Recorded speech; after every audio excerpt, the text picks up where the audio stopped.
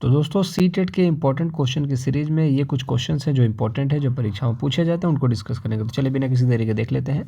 3 खाद्य पदार्थों का वह समूह चुनिए जिसमें आयरन की प्रचुर मात्रा होती है। तो ये आपका देखेंगे आंवला जो है इसमें मात्रा जो होती है, लेकिन यहाँ पर देखोगे कि सेव में यहाँ पर फाइबर ज़्यादा देखने को मिलेगा, तो यहाँ पर ये गलत हो गया। सेव में फाइबर ज़्यादा देखने को मिलेगा, गुड़ में देखने को मिल जाता है, खीरा में भी फाइबर ज़्यादा देखने को मिलेगा, लेकिन गुड़ में आयरन मिलता है, लेकिन तीनों में नहीं मिलता है। आंवले में मिलता है, पालक में मिलता है, लेकिन कद्दू में नहीं मिलता है। आंवला, पालक, गुड़, ये जो होगा राइट आंसर। और ये बार बार पूछा जाता है। एक सवाल यहाँ पर है कि उस महिला वेटलिफ्टर का नाम क्या है जिसने अंतर्राष्ट्रीय खेल प्रतियोगिता में 29 मेडल जीते हैं। तो वहीदा प्रिज्म, बछेंद्री पाल, सुनीता विलियम्स, कड़म मल्लेश्वरी। तो कड़म मल्लेश्वरी जो हैं वो उन्होंने 29 मेडल जीते हैं, और ये इंडिया की या फिर हम बात करें कि पहली महिला ऐसी हैं जिन्होंने ओलंपिक में कांस्य पदक जीता था, जिसको हम लोग बोलते हैं ब्रॉन्ज मेडल। ठीक है। सुनीता विलियम्स स्पेस में जाने वाली पहली महिला। बछेंद्री पाल आप देखेंगे तो ये आपके एवरेस्ट पर चढ़ने वाली पहली महिला थी भारत की, 5वीं दुनिया की। इसका राइट आंसर होगा ऑप्शन नंबर 4। मेढक और कीटों को फंसाने और खाने वाला एक पौधा है जिसको हम घटपाणी पौधा कहते हैं। तो घटपाणी पौधा जो है कहाँ पाया जाता है? आंध्र प्रदेश में, उड़ीसा में, कर्नाटक में, मेघालय में। तो आपको पता होना चाहिए नॉर्थ ईस्ट के जो हैं आपके स्टेट्स हैं वहाँ पर पाए जाते हैं। Meghalaya most probably right answer है। घटपाणी पौधा जो है मेघालय में पाया जाता है। एक बहुत अच्छा सवाल है जो बार बार पूछा जाता है, ये भी नॉर्थ ईस्ट जो स्टेट्स हैं उनके ऊपर ही बेस्ड एक क्वेश्चन है। नीचे दिए गए सभी घरों के प्रकार में से उसे चुनिए जिसे भारी वर्षा वाले क्षेत्रों के गांव में रहने वाले लोगों को बनाना चाहिए। ठीक है। भारी वर्षा मतलब समझते हैं जैसे बादल फटना या फिर बहुत ज़्यादा बरसात होती हो वहाँ पर, जैसे कि आपने देखा होगा मेघालय का मासिन राम जहाँ पर बहुत ज़्यादा बरसात होती है। और नॉर्थ ईस्ट जो कि आपके पहाड़ी एरिया है वहाँ पर जो आपके बादल है टकराते हैं और बरसात होती है, आपको पता ही है। तो वहाँ पर क्या है, वहाँ पर किस तरीके के घर बनाने चाहिए? तो हम लोग जैसे रहते हैं, हम लोग सपाट घर वाले में रहते हैं। ठीक है। ठीक है, सपाट है तो सपाट में नहीं रहना है, क्योंकि सपाट वाले घर जो होंगे उसमें बरसात ज़्यादा होगी तो सीलन आएगी और मकान जो है टूटेगा। और सीलन तब आएगी जब पत्थर के मकान होंगे, तो इसीलिए पत्थर के मकान रखने नहीं है। क्यों? क्योंकि ज़्यादा बरसात होती है। तो किस तरीके के मकान रखने हैं? वो हैं बांस वाले। ठीक है। मिट्टी के रहेंगे तो वैसे ही आप देखोगे कि इतनी बरसात होगी कि मिट्टी जो है गल करके बिल्कुल पानी में बह जाएगा। तो एक ही ऑप्शन बचता है, ऑप्शन नंबर 3। तो देखो कितने आसानी से हमने चीज़ों को देख लिया कि जब बरसात होगी तो सपाट वाला काम नहीं करेगा, और दूसरी बात मिट्टी का जो होना चाहिए, मिट्टी का तो नहीं होना चाहिए। तो सिंपल सी बात है, ऑप्शन नंबर जो होगा 3 होगा। और असम में इससे सवाल पूछे जाते हैं। असम में जो है बांस के घर बनाए जाते हैं। रीजन इतनी ज़्यादा बरसात होती है कि कभी भी बाढ़ आ सकता है, और आपने देखा भी है कि असम में बाढ़ आई हुई है। ठीक है। आपके इस बारी सीजन में जो है बरसात के असम में बहुत भारी बरसात देखने को, भारी तबाही देखने को मिली है बरसात के कारण। Next question. अभी तक यहाँ पर आपने यहाँ तक देख लिया है, मतलब वीडियो अच्छा लग रहा है। वीडियो अच्छा लग रहा है तो चैनल को सब्सक्राइब कर लीजिएगा ताकि आने वाली वीडियो का नोटिफिकेशन मिल जाए। वीडियो को लाइक कर दीजिएगा, दोस्तों के साथ शेयर करेंगे। कुछ पूछना है तो कमेंट बॉक्स में जरूर पूछिए, मैं सभी के जवाब देता हूँ। निम्न में से कौन सा गणित शिक्षण अधिगम से संबंधित उपागम नहीं है? आपको लगेगा बहुत हलवा क्वेश्चन है और आप समस्या समाधान करके चले भी जाओगे, लेकिन समस्या समाधान होगा नहीं। यहाँ पर पूछा है उपागम नहीं है।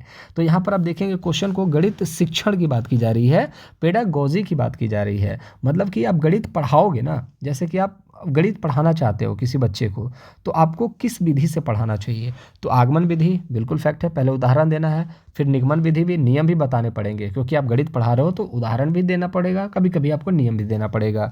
समस्या का समाधान भी करना पड़ेगा अगर आप एक शिक्षक हो। गणित शिक्षण मतलब क्या? गणित की शिक्षा देना। ठीक है। गणित को शिक्षण देना मतलब गणित को पढ़ा रहे हो आप। विश्लेषण संश्लेषण ये भी इंपॉर्टेंट है, ये भी आपको करना पड़ेगा। ज़्यादा से कम और कम से ज़्यादा बनाना आना चाहिए आपको। ठीक है। लेकिन आप एक शिक्षक के तौर पे आप देखोगे तो अभ्यास का बार बार इस्तेमाल आप नहीं करोगे। ठीक है। तो ये जो है गणित शिक्षण अधिगम से संबंधित नहीं है, गणित के पेडागोजी से संबंधित नहीं है, ड्रिल और अभ्यास। तो आपको पता है ड्रिल और अभ्यास ये निगेटिव होते हैं, ये आपका राइट आंसर होगा। एक और अच्छा प्रश्न है, ऋतुओं का विषय आरंभ करने के लिए शुरुआत के रूप में, जैसे कि आप एक क्लास में पढ़ा रहे हैं और अब जब आपको ऋतुओं से रिलेटेड एक टॉपिक स्टार्ट करना है, तो निम्न में से कौन सा कथन सबसे कम प्रासंगिक होगा? कौन सा ऐसा 4 कथन है जिसमें से एक कथन जब आप बोलोगे तो उसका कोई असर नहीं है, कोई महत्व नहीं है? ठीक है। तो आप कोई टॉपिक स्टार्ट कर रहे हो, मौसम, अब क्या क्या पूछोगे? तो विद्यार्थियों को सर पर ले जाओगे और उनसे पूछना कि पौधों में आने वाली ऋतुओं में से किस प्रकार के परिवर्तन देखे जाएंगे। ठीक है। विद्यार्थियों से पूछना कि पिछले कुछ महीनों की तुलना में आजकल वे अधिक गर्म या ठंडा महसूस करते हैं या नहीं, तो ये प्रासंगिक है, ठीक है। ये पूछना इंपॉर्टेंट है। जैसे ठंडी आई है तो बच्चों से पूछना ठंड लग रही है कि नहीं, तो बच्चे कहेंगे यस सर। तो फिर बताओ ठंडी और गर्मी में क्या फ़र्क है, कौन सा मौसम बहुत बढ़िया है, तो बच्चे बताएंगे। ठंडी होती है तो गर्मी बताते हैं, गर्मी होती है तो ठंडी बताते हैं, कि इससे बढ़िया तो गर्मी ही थी। तो विद्यार्थियों को नेक्स्ट है, विद्यार्थियों को ग्रीष्मकालीन छुट्टियों के दौरान उनके द्वारा की गई गतिविधि और उन्हें करने के कारणों को सूचीबद्ध करने को कहना, ये भी फैक्ट है। अब आपसे पूछा जाएगा जैसे सर्दियों की छुट्टी है 15 तारीख तक बच्चों की, तब उनसे पूछा जाएगा बच्चों से कि आप बताइए कि जो गर्मी की सॉरी ये ग्रीष्मकालीन है, गर्मी की है, अभी तो सर्दी की छुट्टियां हैं, तो मान लीजिए सर्दी की छुट्टियां जब हुई तो बच्चों से पूछा जाएगा कि सर्दियों की छुट्टियों में आपने क्या क्या किया, आपने मौसम का किस तरीके से आनंद लिया। अब तो आप गर्मी आने वाली है, अभी ठंडी का माहौल है, तो उस चीज़ के बारे में आप बताइए क्या क्या आपने किया है। तो मतलब ऋतु से रिलेटेड वो सारी चीज़ें बताएंगे कि ठंडी थी, फिर दोपहर में धूप आ जाती थी, हम लोग कहीं ना कहीं अलाव के पास बैठते थे, बातें करते थे, ये खाते थे वो खाते थे, फिर शाम को मौसम चेंज हो जाता था। तो ये सारी चीज़ें आपको देखोगे ये भी सही है। विद्यार्थियों को एक टोपी, एक बरसाती और एक स्वेटर देना, मतलब टोपी देना किस लिए, गर्मी के लिए, बरसाती दे देना बरसात के लिए, स्वेटर दे देना ठंडी के लिए। तो ये भी दिखा करके पूछना इनमें से किसका प्रयोग किया गया है, तो टोपी गर्मी के लिए, बरसाती बरसात के लिए, स्वेटर जो है गर्मी के लिए। तो ये भी एक प्रासंगिक है। और यहाँ पर देखेंगे कि बच्चे इस पर बताना स्टार्ट करेंगे तो मतलब समझ में आ जाता है कि यहाँ पर ऋतुओं की बात हो रही है। लेकिन यहाँ पर ऋतुओं की बात समझ में नहीं आ रहा, जब उनको आप लेकर के चले ही गए शहर पर और उसके बाद आप पूछोगे तो फिर टॉपिक कब बात करोगे और उसके बारे में पढ़ाओगे कब, ठीक है। तो ऑप्शन नंबर फर्स्ट जो होगा ये आपका राइट आंसर होगा। एक और प्रश्न देखेंगे, शिक्षार्थियों द्वारा जिस तरह से सीखने का कार्य किया जाता है उनके विभिन्न उदाहरणों का एकत्रीकरण कीजिए और उनका रिकॉर्ड रखना कहलाता है।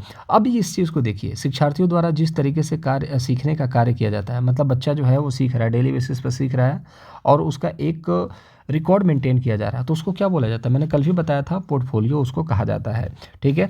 तो याद रखिएगा पोर्टफोलियो एक बच्चे का बनता है और अगर ये एक स्कूल से लेकर के दूसरे स्कूल में अगर वो बच्चा ट्रांसफ़र होता है तो वो पोर्टफोलियो उसका ट्रांसफ़र हो जाएगा ताकि उसके रिकॉर्ड को पता चल सके। जैसे कि मान के चलिए आपने सीटेट क्लियर कर लिया, तो आने वाले जब भी आप सुपर टेट में जाओगे तो आपका सीटेट का जो सर्टिफिकेट है वो एक तरीके से पोर्टफोलियो का कार्य करेगा और वो जब आप जाओगे वहाँ पर तो उसको लगाना पड़ेगा और उसके बेसिस पे देखा जाएगा कि आपका परफॉर्मेंस कैसा है और आपके हिसाब से कैसे ट्रीट करना चाहिए, ठीक है। तो ये चीज़ होता है पोर्टफोलियो। एक और क्वेश्चन देख लेते हैं, अर्थपूर्ण अधिगम को सुसाध्य करने हेतु सूचना प्रसंस्करण का निम्न में से कौन सा तत्व सहायक है। गैर संदर्भित, गैर निगेटिव शब्द होता है, याद रखिएगा। विस्तारित, ठीक है। उद्दीपक, अनुक्रिया, ये तो आपका अधिगम के लिए है ही नहीं, ठीक है। रट कर याद करना, ये गलत हो गया। तो अर्थपूर्ण अधिगम को सुसाध्य करने हेतु सूचना प्रसंस्करण का निम्न में से कौन सा तत्व सहायक है, तो वह है विस्तारण, ठीक है। तो अधिगम को विस्तारित करोगे तो चीज़ें बहुत आसान होती हैं और विस्तारण जो है मोस्ट इंपॉर्टेंट, याद रखिएगा, ये पॉजिटिव टैग है। Answer number second right. एक और प्रश्न देखते हैं, अक्षरों की एक लंबी श्रृंखला को यादगार और सार्थक भागों में समूहित करके याद रखने की रणनीति कहलाती है। तो देखिए श्रृंखला में यादगार और सार्थक भागों में समूहित, ठीक है। तो भागों की बात की जा रही है, देखिए सार्थक भागों की बात की जा रही है, तो भाग भाग में लेकर के जाने का मतलब खंड खंड की बात की जा रही है, तो खंडीकरण ऑप्शन नंबर सेकंड जो होगा वो राइट आंसर। इसमें ज़्यादा कुछ दिमाग लगाने की ज़रूरत नहीं है। लंबी श्रृंखला की बात कर रही है, मतलब श्रृंखला की बात हो रही है और साथ ही साथ भागों की बात की जा रही है, तो इस रणनीति को क्या कहा जाता है, खंडीकरण। बार बार पूछा जाता है और 1 नंबर फ्री का देके जाएगा। बाकी यहाँ तक आपने वीडियो को देख लिया और मज़ा आ रहा होगा तो लाइक ज़रूर कीजिएगा। विभिन्न प्रकार के कच्चे माल पर एक पाठ के संबंध में निम्न में से कौन सा प्रामाणिक कार्य होगा। तो विभिन्न प्रकार के कच्चे माल पर एक पाठ के संबंध में बहुत सारे कच्चे माल, ठीक है, जिससे आप चीज़ें बना सकते हैं, उसके संबंध में कौन सा एक प्रामाणिक कार्य होगा, उस जो कच्चा माल है उससे क्या आप बना सकते हैं, बच्चों से ये पूछा जा रहा है। तो ये पूछा जाता है, ये बार बार इसी तरीके से सेम टू सेम क्वेश्चन आपको देखने को मिलेगा पेपर में और इसका ऑप्शन नंबर थर्ड ही होता है। विद्यार्थियों को भूमिका निर्वहन के माध्यम से धान की कटाई और बाजार में लाए जाने को दर्शाने को कहना, ये गलत होगा। कटाई और बाजार में लाए जाने को दर्शाने को कहना, इतना मुश्किल काम आप क्यों दे रहे हो बच्चों को, ठीक है। तो निर्वहन के माध्यम से धान की कटाई, बाजार में ला जाने का, तो कच्चा माल का यहाँ पर बच्चे के लिए कोई इस्तेमाल नहीं है, ठीक है। विद्यार्थियों को विद्यालय के भवन के चारों तरफ चक्कर लगाने को कहना, पहचानना कि विभिन्न वस्तुओं में क्या क्या कच्चे माल का प्रयोग किया गया है। तो ये बच्चा प्रयोग नहीं करेगा, ये बच्चा सिर्फ देख पाएगा। ठीक है, तो कच्चे माल को बच्चा देखेगा तो उसका प्रमाणिक कार्य नहीं है ना, बच्चे को करके सीखना है। ठीक है, तो उसके बाद देखेंगे विद्यार्थियों को उनकी मेज के लिए अपनी पसंद के कच्चे माल से एक पेंसिल स्टैंड बनाने को कहना। ठीक है, विद्यार्थियों को एक पुराने सूती कपड़े पर फैब्रिक रंग से दोबारा पेंट करके अपने घर के एक मेजपोश बनाने को कहना। अब दोनों यहाँ पर सही दिख रहा है, तो कन्फ्यूज़न ये है कि यहाँ पर सही क्या होगा, क्योंकि दोनों में बनाने की बात की जा रही है। यहाँ पर पेंसिल स्टैंड बनाने की बात की जा रही है, यहाँ पर दोबारा पेंट करके अपने घर के लिए मेजपोश बनाने को कहा जा रहा है। तो आप देखोगे साफ तौर पे यहाँ पर क्या लिखा है, कच्चे माल से। अब यहाँ पर कहीं भी आपको कच्चे माल की बात नहीं की गई है, पुराने सूती कपड़े की बात की गई है। पुराना मतलब कि वो कच्चा माल नहीं है। ठीक है, पुराना कपड़ा मतलब कि वो कच्चा माल क्या होता है, जो नया होता है, जिससे आप प्रोडक्ट बना सकते हैं। तो याद रखेंगे ये गलत हो जाएगा। तो क्वेश्चन को इस तरीके से पढ़िए जिस तरीके से मैं चीज़ों को सिखाने की कोशिश कर रहा हूँ। मैं ऑनेस्टली बता रहा हूँ, आप परीक्षा में बहुत अच्छा स्कोर करेंगे।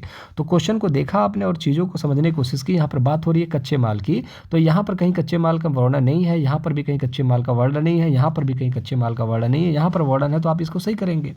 जिस अप्रोच से मैं चीज़ों को सिखा रहा हूँ उस अप्रोच से सीखिए। जितने भी वीडियोज़ हैं जो हॉट 10 के हैं, और या फिर हम लोग जो टॉपिक वाइज ला रहे हैं या ऑलराउंडर सेट ला रहे हैं, उसको देख लीजिए, आपका परीक्षा आराम से निकल जाएगा, क्योंकि वो वही क्वेश्चन हैं जो परीक्षा बार बार रिपीट करती है। बाकी मुलाकात अगली वीडियो में करेंगे। अपना ख्याल रखिएगा, वीडियो को लाइक कर दीजिएगा, दोस्तों के साथ शेयर कीजिए। कुछ पूछना है तो कमेंट बॉक्स में पूछिए, और गुरु दक्षिणा के रूप में अगर मन करे तो चैनल को सब्सक्राइब कर लीजिए। अपना ख्याल रखिए, पढ़ते रहें। Bye bye.